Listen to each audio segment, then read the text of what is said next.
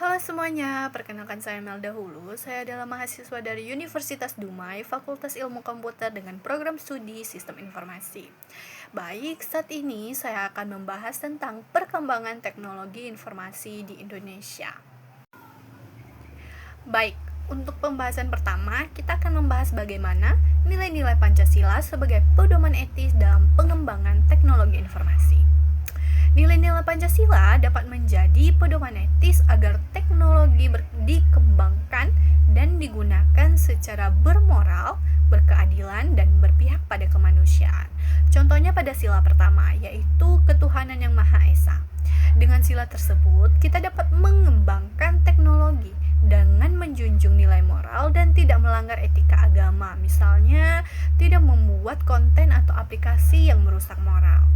Pada sila kedua, yaitu kemanusiaan yang adil dan beradab. Kita dapat menjaga privasi pengguna dan tidak menyalahgunakan data pribadi. Pada sila ketiga, persatuan Indonesia. Kita dapat membangun teknologi yang memperkuat kesatuan bangsa, bukan yang menimbulkan perpecahan. Pada sila keempat, kita dapat melibatkan masyarakat dalam pembuatan kebijakan teknologi. Dan pada sila kelima, kita dapat mewujudkan pemerataan akses teknologi untuk semua lapisan masyarakat. Baik, untuk pembahasan kedua, kita masuk dalam arti penting Pancasila dalam menjaga kedaulatan digital bangsa. Pancasila berfungsi sebagai dasar moral dan ideologis dalam menghadapi tantangan globalisasi digital. Artinya, menjadi tameng ideologi agar bangsa Indonesia tidak tergantung sepenuhnya pada teknologi asing.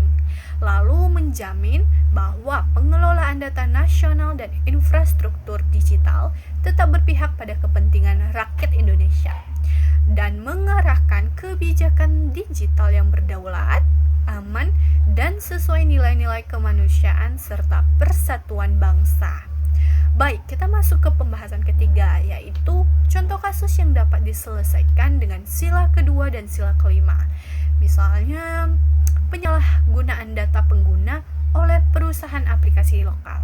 Pada sila kedua, yaitu kemanusiaan yang adil dan beradab. Kita menuntut perlakuan manusia terhadap pengguna, menjaga privasi dan keamanan datanya.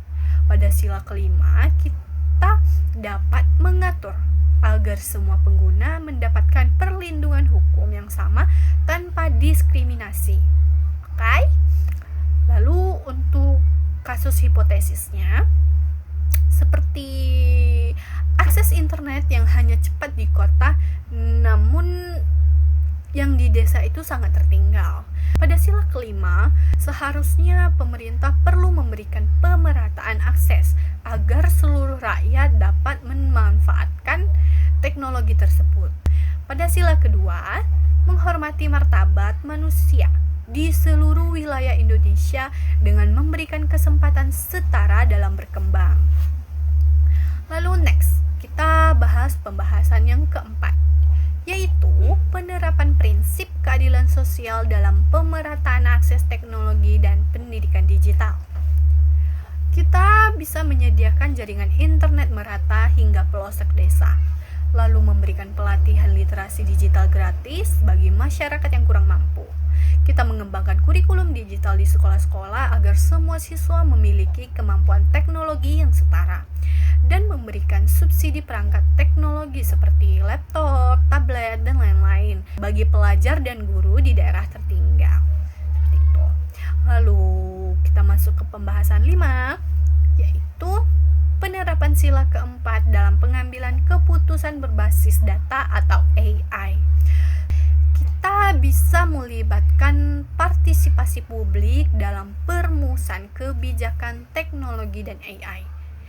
Kita menggunakan data secara transparan dan dapat dipertanggungjawabkan, bukan hanya berdasarkan algoritma tanpa pertimbangan moral.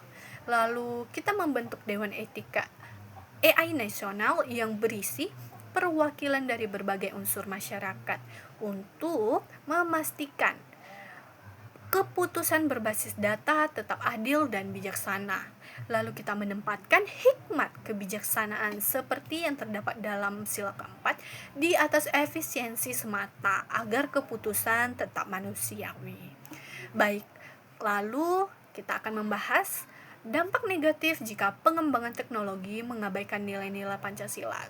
Terlepas dari semuanya, kita tidak bisa mencegah hal-hal negatif atau dampak negatif dari pengembangan teknologi jikalau pengembangan ini mengabaikan nilai-nilai Pancasila, seperti terjadi penyalahgunaan data pribadi dan pelanggaran privasi. Lalu muncul kesenjangan digital antara kaya dan miskin.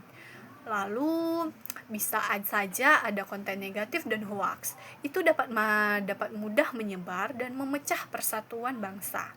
Lalu AI dan sistem digital bisa menjadi alat diskriminasi atau ketidakadilan sosial. Selanjutnya, hilangnya identitas nasional dan kedaulatan digital karena terlalu bergantung pada teknologi asing.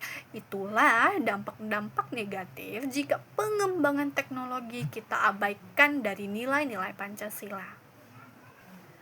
Baik, mungkin itu saja yang mampu saya jelaskan tentang pengembangan teknologi informasi di Indonesia. Jika ada salah kata, saya mohon maaf dan mengundurkan diri.